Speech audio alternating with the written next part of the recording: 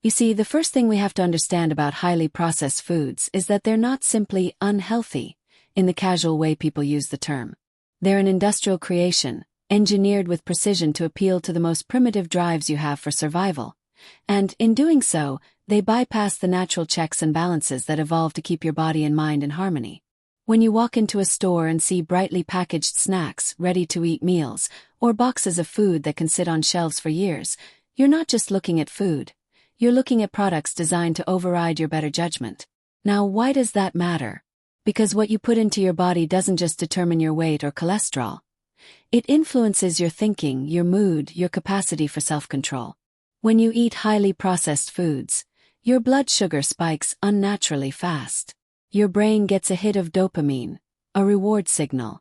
But here's the problem. That dopamine release is divorced from any genuine effort or nutritional benefit. It's the same neurochemical pathway that makes gambling or scrolling endlessly on your phone addictive. And once you've been through that cycle enough times, you don't even want the food for hunger anymore. You want it for the feeling, even if that feeling leaves you worse off. This creates a psychological trap. Because when your energy crashes, your mind becomes foggy, and your willpower, which is already a limited resource, runs out faster. That's when you reach for the next quick fix. And that cycle, once entrenched, shapes your entire lifestyle. You may think, well, I'll just cut back tomorrow. But tomorrow never comes, because the habits you build in the present are stronger than the intentions you make for the future. That's not a character flaw. It's a design flaw in the food itself, deliberately created to keep you buying and consuming. But there's another layer here, one that's philosophical. When you live in an environment saturated with cheap, ready-made, nutrient-poor foods, you start to lose the connection between effort and reward. Historically, eating required preparation. Hunting, gathering, cooking. These processes forced patience, skill, and discipline. They tied you to your community, to the seasons, to your own body's needs. Now, with ultra-processed foods, you've severed that link. You can satisfy your most basic drive, hunger, without any meaningful engagement with the reality of nourishment.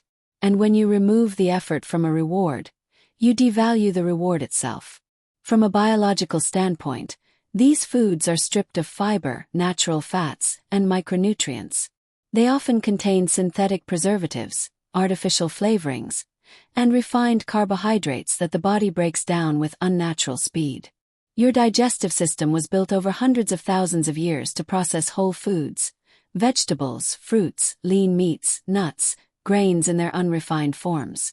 When you overload it with substances it doesn't recognize, you trigger inflammation, hormonal imbalances, and, over time, chronic diseases that erode quality of life. That's not speculation. It's one of the clearest and most consistent findings in nutritional science. And here's the truly insidious part. These foods aren't just physically damaging, they normalize the idea that health is optional. Because if all you see in your pantry are quick snacks and microwave meals, you start to think that cooking from scratch is unnecessary, even old-fashioned. You lose the discipline of preparation, the patience of delayed gratification. And discipline, make no mistake, is transferable. If you lose it in one domain like eating, it bleeds into others. That's how a seemingly small habit becomes a metaphor for the entire structure of your life. Avoiding highly processed foods, then, is not merely about preventing obesity or lowering your risk of heart disease. It's about reclaiming agency. It's about refusing to let multinational corporations dictate your most basic biological inputs. It's about choosing to live in alignment with the way your body and mind are actually built to function. And, practically speaking, it's not as impossible as it feels. You start with one decision at a time. Replace a packaged snack with fresh fruit, a frozen meal with something you cook yourself. The key is not to make it an act of punishment, but of dignity. Over time, as your palate resets and your blood sugar stabilizes, you'll notice something remarkable. Real food starts to taste better. Your energy will stop swinging wildly.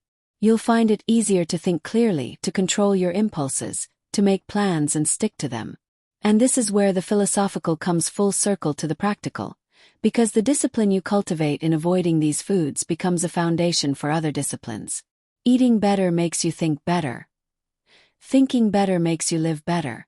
So when I say, avoid highly processed foods, I'm not just telling you to change what's on your plate. I'm challenging you to change the way you relate to the world. Do you want to be a passive consumer, pulled along by forces that profit from your weakness? Or do you want to be the kind of person who chooses intentionally, who accepts the short-term inconvenience of preparation for the long-term reward of health and clarity? That's the question. And the way you answer it will shape not just your diet but your life.